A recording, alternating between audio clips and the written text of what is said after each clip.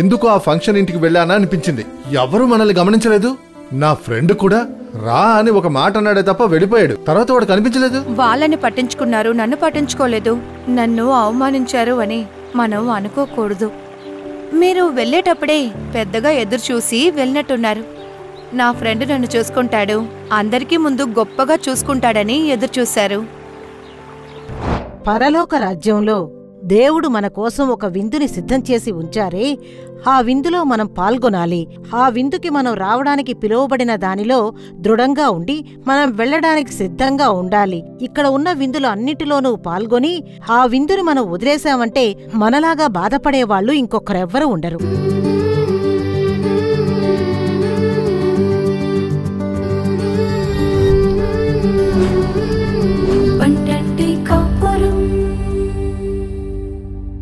ప్రియమైన పన్నెంటి కాపురం ప్రేక్షకులకు యేసుక్రీస్తు ప్రియమైన నామంతో మీకు మా శుభాకాంక్షల్ని తెలుపుకుంటున్నాం. ఈ రోజు ఈ పన్నెంటి కాపురం కార్యక్రమం ద్వారా మిమ్మల్ని కలుసుకున్నందుకు మేము చాలా సంతోషపడుతున్నాం. ఈ కార్యక్రమం ద్వారా చాలా కుటుంబాలు ఆశీర్వదించబడ్డాయని తలుచుకుని దేవుడికి ధన్యవాదాలు తెలుపుతున్నాం. ఈ రోజున విందిల్లు అనే శీర్షికతో కార్యక్రమం చూడబోతున్నాం. విందిల్లు అని చెప్పిన వెంటనే చిన్నవాళ్ల నుండి పెద్దవాళ్ల వరకు అందరి మనసులో ఒక రకమైన సంతోషం ఏర్పడుతుంది.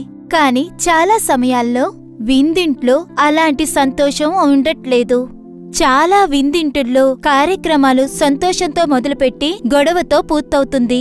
దీనికి కారణం ఏంటంటే గౌరవం, ఎదురుచూపులే దీనికి కారణం. దేవుడి బిడ్డలమైన మనము ఏ ఎదురుచూపు లేకుండా శ్రద్ధగా అనుకూలంగా నడుచుకున్నప్పుడే మనం ఎక్కడికి వెళ్ళినా దేవుని ప్రసంగాన్ని మనం కాపాడుకోవచ్చు. ఇప్పుడు జ్యోతి అక్క నాటకం చూద్దామా?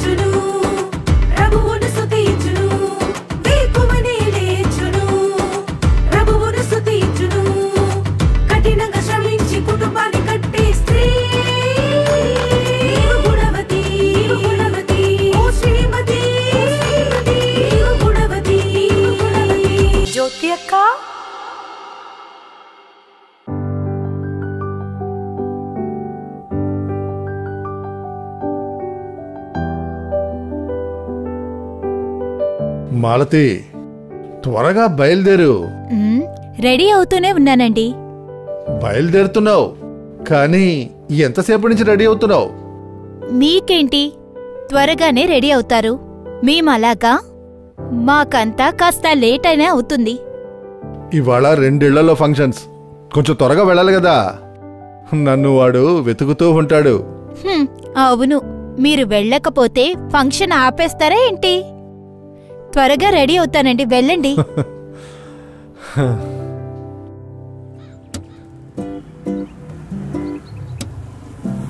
ఇక్కడ కూర్చొని ఏం చేస్తున్నారా?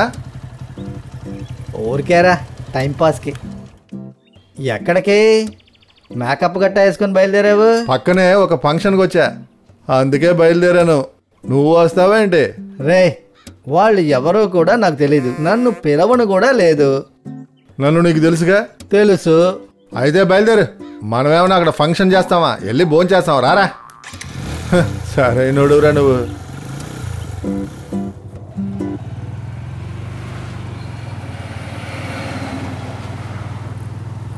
రే, నీతో పెళ్ళికి రావాలంటే చాలా భయంగా ఉందిరా. ఏరా? ఎందుకంటే పోయిన వారం పెళ్లి వాళ్ళు మటన్ కూర సరిగ్గా వేయలేదని గొడవ చేసేసావు కదరా. ఆ మటన్ కూర సరిగ్గా దొరకలేదని ఒక్కొక్క చోట పెద్ద పెద్ద హత్యలు జరిగినాయి. రే, ఒక్క గరిటె వేస్తారా, అందుకని డబరా మొత్తం తిరగేస్తారా ఏంటి? నోరు మూసుకొని రారా, ఇక్కడ అటువంటిదేం జరగదులే కానీ రారా.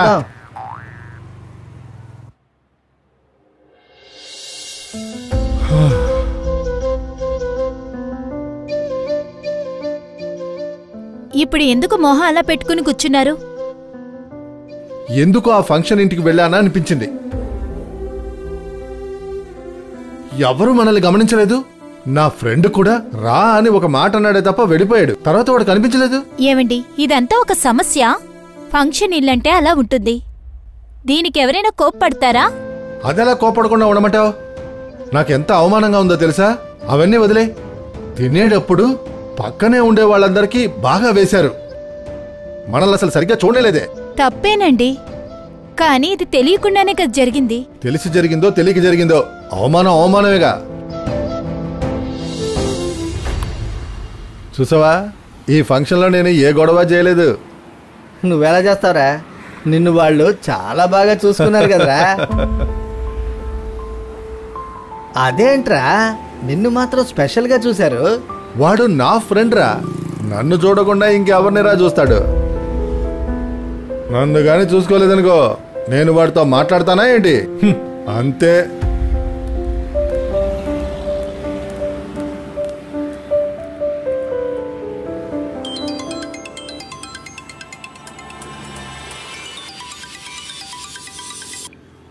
హలో.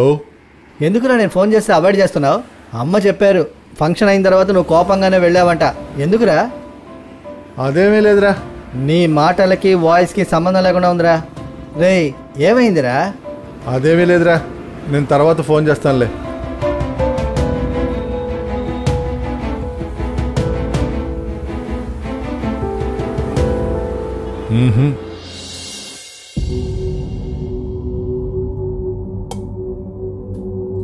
దీనికంతా కోప్పడతారా?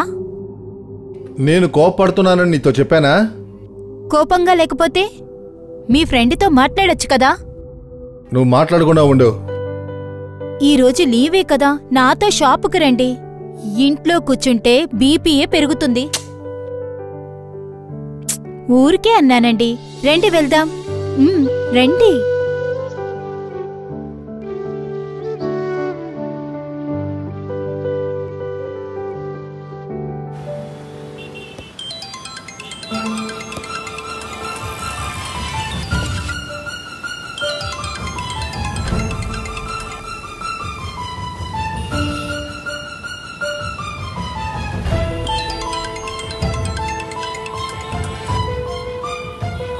ఫోన్ తీయచ్చు కదా. నాకు నచ్చట్లేదు. ఫోన్ లిఫ్ట్ చేయడం ఇష్టం లేదని మీ ఫ్రెండ్తో చెప్పొచ్చు కదా, నాకు కాల్ చేయొద్దని. నేను నీ దగ్గర అడ్వైస్ అడిగానా ఏంటి? ఏంటండి బయట ఇలా ప్రవర్తిస్తున్నారు? నేను నీతో వస్తానన్నానా? నేను ఇంట్లోనే ఉండేవాడిని కదా. మాలతి,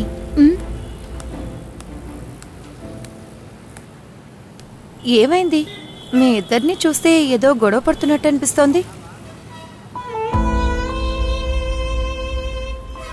మీకు ఇష్టం లేకపోతే పర్వాలేదు. కాయగూరలో కొనుంచి వెళ్ళాను, అది తీసుకుందామనే వచ్చాను. అదేం లేదక్కా, కాస్త దూరంగా వెళ్ళి మాట్లాడదామా? ఒక్క నిమిషం అమ్మా. అన్నయ్య. మీరు అడిగింది ఉన్నాయమ్మా. సరే అన్నయ్య. రండక్క.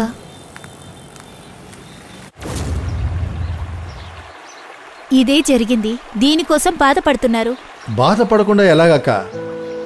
వాడు పిలిచాడనే కదా లీవ్ మరీ పెట్టి వెళ్ళాను. ముందు రమ్మని చెప్పి వెళ్ళాడు, తర్వాత వాడు అసలు మమ్మల్ని చూసుకోనే లేదక్క. తప్పే. మీ ఫ్రెండ్ ప్రవర్తించింది తప్పే. ఖచ్చితంగా మిమ్మల్ని పలకరించి ఉండాలి. కానీ ఆ ఫంక్షన్కి మీరు మాత్రం వెళ్ళలేదుగా. మీతో పాటు చాలా మంది వచ్చుంటారు, అంతేనా రంజిత్? వచ్చిన అందరినీ విచారించగలమా, లేదా భోంచేసి వెళ్ళారా అని చూడగలమా? రండి అని అడగగలం, అంతే కదా రంజిత్? మీ ఫ్రెండ్ పర్పస్గా అలా ప్రవర్తించలేదుగా. ఏదో తెలియకుండా జరిగింది, అంతే కదా? ఫంక్షన్ ఇల్లు అంటే ఇలాగే ఉంటుంది. వాళ్ళని పట్టించుకున్నారు, నన్ను పట్టించుకోలేదు, నన్ను అవమానించారు అని మనం అనుకోకూడదు. మీరు వెళ్ళేటప్పుడే పెద్ద ఎదురుచూపుతో వెళ్ళినట్టున్నారు. నా ఫ్రెండ్ నన్ను పట్టించుకుంటాడు, అందరికీ ముందు మిమ్మల్ని గొప్పగా చూసుకుంటాడని అనుకున్నారు. అది జరగలేదు అన్న వెంటనే మీరది తట్టుకోలేకపోయారు. అదే మీరు ఏ ఎదురుచూపు లేకుండా మీరు వెళ్ళున్నారే అనుకోండి, మిమ్మల్ని పట్టించుకోకపోయినా మీ హృదయాన్నది గాయపరుచుండదు. మిమ్మల్ని బాధ పెట్టినా మీకేవీ తెలీదు. రంజిత్, ఈ ప్రపంచంలో మన దేవుడి పిల్లలు ఎలా జీవించాలి అనేది వాక్యంలో మనకి నేర్పించాయి. ఈ సమస్యకి కూడా బైబిల్లో సొల్యూషన్ ఉంది నాన్నా.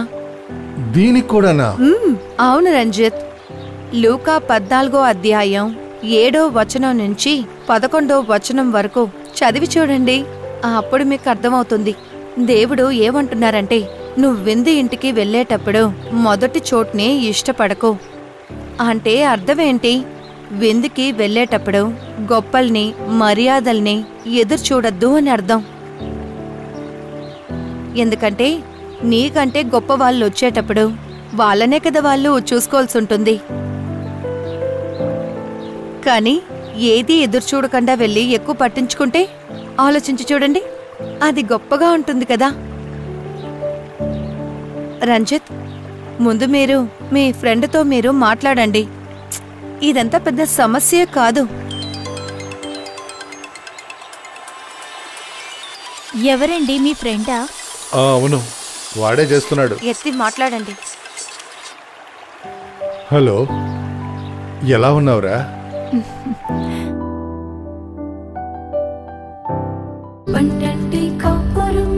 ప్రియమైన వారిలారా, జ్యోతి యొక్క నాటకం చూసారా?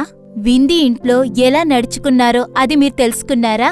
తర్వాత దేవుని వాక్యాన్ని పంచుకుని మీ ఆశీర్వాదం కోసం ప్రార్థించడానికి సహోదరి అనితా బాను సిద్ధంగా ఉన్నారు. ప్రార్థనతో దేవుని వాక్యం వినండి, మీరు కూడా దేవుని ఆశీర్వాదాలను పొందండి.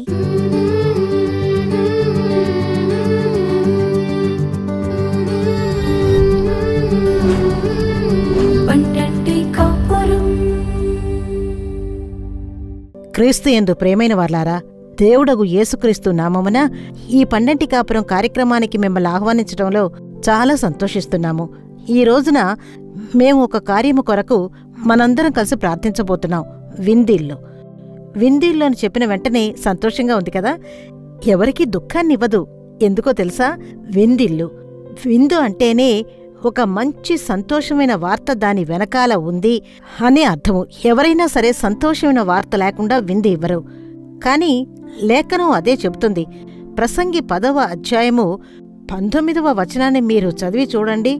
నవ్వులాటలు పుట్టించుటకై వారు విందు చేయుదురు. ఈ రోజున ప్రపంచంలో మనమందరం చాలా ఫంక్షన్స్ ను జరుపుకుంటూ ఉన్నాం. దాని గురించి చెప్పాల్సిన పని లేదు. ఎన్నో ఫంక్షన్స్ చేసుకుంటున్నాం, విందులు ఇస్తున్నాం, భోంచేస్తున్నాం, ఆనందంగా ఉంటున్నాం, ఆనందాన్ని పంచుకుంటున్నాము, సంతోషాన్ని పంచుకుంటున్నాము. మంచిదే. కాని ఈరోజు దేవుడు లేఖనంలో మనకి ఒక విందు సిద్ధం చేస్తూ ఉన్నారు. ఆ విందులో మనం కలుసుకోవాలి. ఈ రోజున సంతోషమైన సువార్త ఏంటో తెలుసా? మత్తయి 4వ అధ్యాయము 17వ వచనంలో చదివేటప్పుడు, పరలోక రాజ్యము సమీపించి యున్నది కనుక మారు మనసు పొందుడని చెప్పుచూ ప్రకటింప మొదలుపెట్టెను. అదే ఆయన యొక్క మొదటి ప్రసంగము. అయితే ఒక మనిషి, ఈ ప్రపంచంలో జీవించే ఒక మనిషి, ఈ భూమి మీద జీవించే ఒక మనిషి పరలోక రాజ్యం గురించి తెలుసుకోవాలి అని యేసుక్రీస్తు ఇష్టపడ్డారు. అందువల్లే ఈ పరలోక రాజ్యం గురించి దేవుడు మొట్టమొదటిసారి మాట్లాడుతున్నారు, మానవజాతితో మాట్లాడుతున్నారు. మారు మనసు పొందితేనే పరలోక రాజ్యంలోనికి వెళ్లగలరు. ఒక మనిషి మారు మనసు పొందకపోతే పరలోక రాజ్యంలోనికి వెళ్లలేడు. అందువల్లే మారు మనసు పొందే ఒక అనుభవంలోకి రావాలి. ఆ విధంగానే దేవుడు మాట్లాడారు. ఇప్పుడు దీని గురించి దేవుని వచనం ఏం చెబుతుంది అంటే, మత్తయి 22వ అధ్యాయము మొదటి 14 వచనాలని మనం చదివేటప్పుడు, యేసుక్రీస్తు ఈ భూమి మీద జీవించిన రోజులలో ఆయన దీనిని ఉపమానములాగా చెప్పుటను మనం ఈ లేఖన భాగంలో చదవగలము. అయితే ఈ పరలోక రాజ్యము దేనికి పోలికగా ఉంది అని దేవుడు అక్కడ వివరంగా మనకి నేర్పిస్తున్నారు. అయితే అక్కడ ఉన్న వచనం ఏం చెబుతుంది అంటే, పరలోక రాజ్యము తన కుమారునికి పెండ్లు విందు చేసిన ఒక రాజును పోలి ఉన్నది. ఆ విధంగా మత్తయి 22వ అధ్యాయము 2వ వచనంలో మనం చదువుతున్నాము. ఒక రాజు తన కుమారునికి వివాహం చేసేటప్పుడు విందును తయారు చేసి ఉంచుతాడు. అయితే ఆ విందు ఎన్నో రకాలుగా, ఎంతో సిద్ధంగా, ఎన్నో పనులతో, ఎన్నో కార్యాలతో సిద్ధం చేయబడుతుంది. రాజింటి పెళ్ళంటే సాధారణమైందా? మామూలుగా జరుగుతుందా? ఎన్నో సిద్ధం చేస్తూ ఉంటారు. పిలుపులుంటాయి, హడావుడుంటుంది, ఎన్నో కార్యాలుంటాయి. దానికి పోలిన విధంగానే ఈ విందు ఇల్లు ఆ విధంగా పరలోక రాజ్యం అని చెప్పి దేవుడు చెబుతున్నారు. మొదటిది విందు ఇంటికి పిలిచిన వారు మాత్రమే రాగలరు.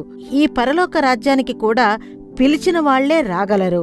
అందువల్లే యేసు పరలోక రాజ్యానికి తీసుకువెళ్లడానికి, ఈ మానవజాతిని తీసుకువెళ్లడానికి భూమికి దేవుడు దిగొచ్చారు. అయితే దేవుడు చెప్తున్నారు లూకా 5వ అధ్యాయము 32వ వచనంలో, మారు మనసు పొందుటకై నేను పాపులను పిలువవచ్చితిని. ఆయన పిలుపు చూడండి. పరలోక రాజ్యానికి వెళ్ళాలి అంటే ఈ పిలుపుని పొందిన వారే ఆ రాజ్యములోనికి వెళ్ళగలరు. ఇంతకు ముందు ఈ పిలుపుని మీరు విని ఉండొచ్చు, ఎన్నోసార్లు విని ఉండొచ్చు. అయితే ఆ రోజు దేవుడు మిమ్మల్ని పిలుస్తున్నారు. పాపులు మారు మనసు పొందాలని నేను పిలవడానికి వచ్చానని దేవుడు చెప్తున్నారు. ఈ పరలోక రాజ్యంలోనికి వెళ్ళాలి అంటే దేవుడు అందరికీ ఒక పిలుపునిస్తున్నారు. మీరు మారు మనసు పొందితేనే ఆ పరలోక రాజ్యానికి వెళ్ళగలరు. ఈ రోజు ఈ మాటలను వింటూ ఉన్న మీరు ఒకవేళ పాపానికి బానిస అయి ఉండొచ్చు, ఏదో ఒక కార్యానికి బానిస అయి ఉండొచ్చు. ఈ రోజు దేవుడు చెప్తున్నారు మీరు మారు మనసు పొందండి. పాపము నుండి మారు మనసు పొందితే ఈ పరలోక రాజ్యంలోనికి మీరు వెళ్ళగలరు. ఆ విధంగా దేవుడు పిలుపునిస్తున్నారు. మూడవదిగా 1 దెసలోనికల్లో 4వ అధ్యాయము 7వ వచనాన్ని చూస్తే దేవుడు అక్కడ అశుభ్రతకి కాదు, పరిశుభ్రతకే పిలుపునిస్తున్నారు. ఏ ఒక్కడైతే పరిశుద్ధంగా జీవించుటకు తనను అర్పిస్తున్నారో వాళ్లే ఈ పరలోక రాజ్యంలోనికి వెళ్ళగలరు. దానికే యేసు ఈ భూమి మీదకొచ్చి మనిషిని ఈ రోజుకి ప్రేమగా పిలుస్తున్నారు. ఇంతకు ముందే ఈ పిలుపుని విని ఒకవేళ మీరు ఆ పిలుపుకి పాత్రలుగా నడుచుకోకుండా ఉండొచ్చు. కాని దేవుడు ఈ రోజు మళ్లీ మిమ్మల్ని పిలుస్తున్నారు. అశుభ్రతకి కాదు, పరిశుభ్రత కొరకు మిమ్మల్ని దేవుడు పిలుస్తున్నారు. ఆ విధంగా చెప్తుంది. ఒకటి చెప్తాను చూడండి. ప్రకటన గ్రంథం 19వ అధ్యాయం 9వ వచనాన్ని మీరు చదివి చూశారంటే దేవుడు పరలోకంలో మనకంటూ ఒక విందును సిద్ధం చేస్తున్నారు. అది ఇకపైనే జరగబోతోంది. అయితే ఆ విందుకే యెహోవా ఈ రోజు మనకి ఈ కార్యాన్ని చెప్పి మనల్ని పిలుస్తున్నారు. చూడండి, ఈ రాజు ఇంటి పెళ్లికి పిలిచినప్పుడు చాలా మంది ఆ పిలుపుని పొందారు. ఆ పిలుపుని స్వీకరించి రాజు విందుని సిద్ధం చేసి పిలువబడిన వారిని అందర్నీ రమ్మని పరివాని వద్ద చెప్పినప్పుడు ఆ పిలుపుని స్వీకరించి పెళ్లికి రావడానికి చాలా మంది దాన్ని తృణీకరించారు. వెళ్ళకూడదు అనుకున్నారు, నిరుత్సాహంగా ఉండిపోయారు. దాన్ని ఈ లేఖన భాగంలో రాయబడి ఉంది. మీరు మత్తయి 22వ అధ్యాయంలో మొదటి 14 వచనాల్లో ఉందని ముందే చెప్పాను కదా. మళ్లీ మనం లేఖన భాగాన్ని చదివాము అంటే ఆ పెళ్లి విందు సిద్ధంగా ఉంది, పిలువబడిన వాళ్లు తృణీకరించారు అని 22వ అధ్యాయం 8వ వచనంలో చెప్పబడి ఉంది. అయితే ఆ పిలుపుకి వాళ్లు సుముఖత తెలపలేదు. దేవుడు మనల్ని పిలిచేటప్పుడు పరలోక రాజ్యానికి రండి అని ఆయన పిలిచినప్పుడు ఆ పిలుపుకి మనం పాత్రులుగా నడుచుకుంటే మాత్రమే దేవుడిచ్చే పెళ్లి విందులో మనం పాల్పంచుకోగలము. ఆ పిలుపుని మనం తృణీకరించి దానిని తిరస్కరిస్తే ఈ రాజు ఇంటి విందులో మనం పాల్గొనలేము. అందువల్లే జాగ్రత్తగా ఉండాల్సింది మన బాధ్యతగా ఉంది. ఈ రాజు ఇంటి పెళ్లికి పిలుపు ఇచ్చారు. ఆ పిలుపుకి మనం పాత్రులుగా ఉండాలి. ఇక రెండవది సిద్ధంగా ఉండాలి. పెళ్లి ఇంటి కొరకు వస్త్రము ధరించి ఉండాలి. మనకి దేవుడు ఒక వస్త్రాన్ని ఇస్తున్నారు. అశుభ్ర వస్త్రం కాదు, పరిశుద్ధతకు పిలువబడ్డ వస్త్రము, పరిశుద్ధ వస్త్రము, చక్కటి వస్త్రము, రక్షించే వస్త్రము. ఈ వస్త్రాన్ని మనము ధరించుకుంటేనే రాజా మనకి ఇవన్నీ కూడా సిద్ధం చేసి ఉంచారు. యేసుక్రీస్తు మనకి ఒక విందుని గొర్రెపిల్ల అయిన వారు సిద్ధం చేసి ఉంచి ఉన్నారు. ఆ పెళ్లి ఇంట్లో మనము పాల్గొనాలి అంటే పెళ్లి వస్త్రాన్ని ధరించుకున్న వారే అక్కడికి వెళ్ళగలరు. అందరూ వెళ్ళలేరు. పిలుపు అందరికీ వస్తుంది. ఆ పిలుపుకి పాత్రులుగా మనం ఉండాలి. మనము పెళ్లి వస్త్రాన్ని ధరించుకొని ఉండాలి. దీనినే దేవుడు మనకి తెలియజేస్తున్నారు. అయితే సిద్ధపడకుండా, మనకి అర్హత లేకుండా, మనం పిలుపుని పొందకుండా ఈ విందు ఇంట్లో మనం పాల్గొనలేము. ఈ ప్రపంచంలో భూమి మీద ఇచ్చే విందు అంతా అనిత్యమైనది, సంతోషాన్ని మాత్రమే ఇచ్చేటువంటిది. కాని దేవుడు మనకిచ్చే ఒక విందును సిద్ధం చేస్తున్నారు కదా, అదే నిత్యమైన విందు. పరిశుద్ధమైన దేవుడు, పరలోకంలోని దేవుడు పరలోకంలో మనకి సిద్ధం చేసి ఉంచిన విందులో మనం పాల్గొనాలి.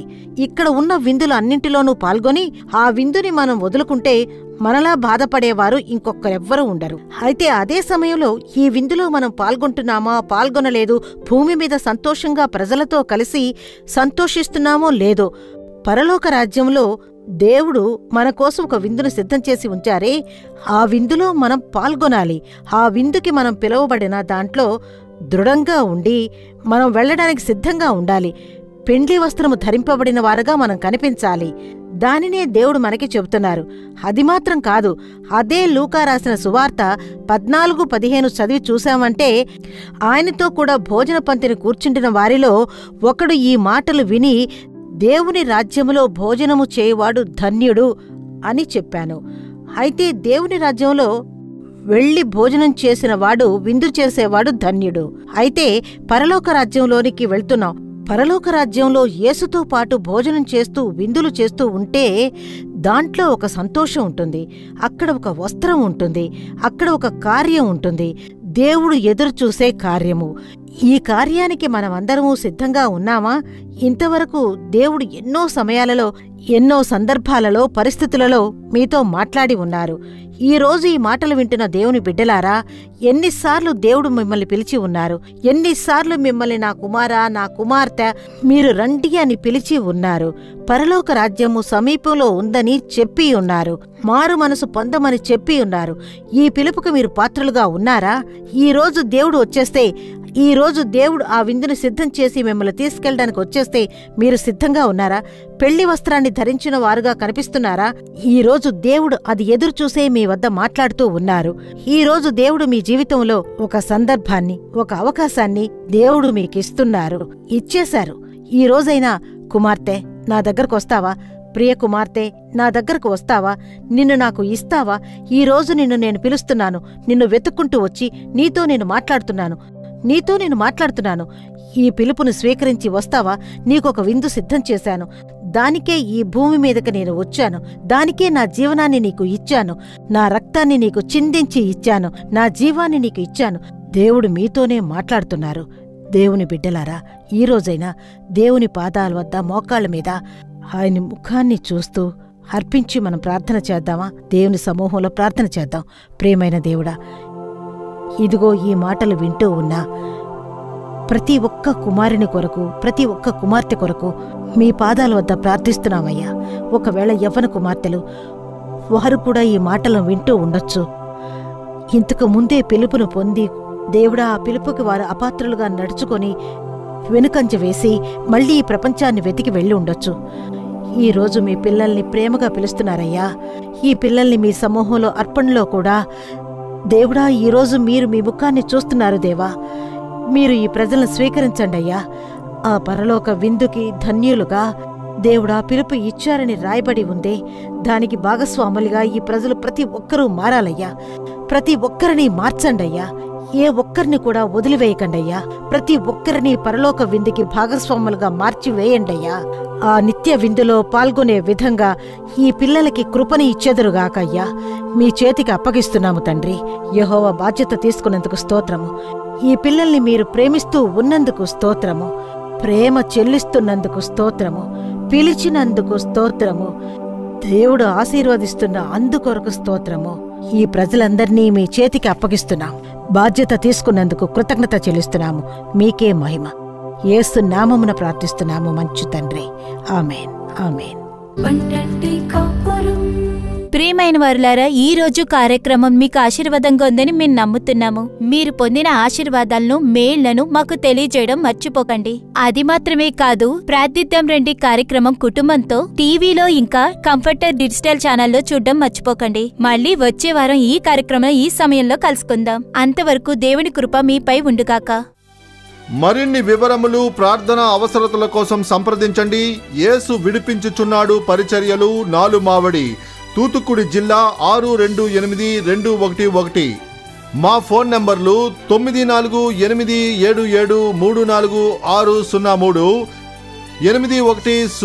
8106072222, info@jesusredeems.org.